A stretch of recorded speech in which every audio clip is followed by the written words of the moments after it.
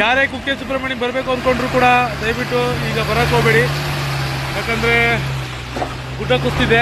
ಇವತ್ತು ನಾವು ಕುಕ್ಕೆ ಸುಬ್ರಹ್ಮಣ್ಯಕ್ಕೆ ಬಂದಿದ್ದು, ತುಂಬ ಟ್ರಾಫಿಕ್ ಆಗಿದೆ. ಇನ್ನೂ 1.5 ಅವರ್ ಬೇಕು ಅಂತ ಹೇಳಿದ್ದಾರೆ. ಪೊಲೀಸರು ತುಂಬ ಶ್ರಮ ವಹಿಸಿ ಮಾಡ್ತಾ ಇದ್ದಾರೆ.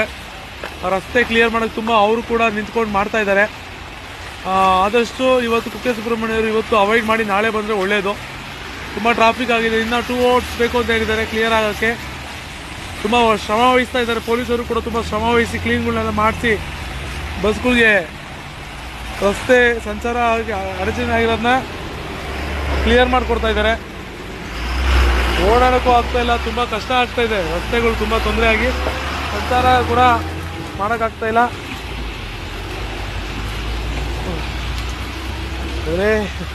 ಕಾಪಾಡಬೇಕು.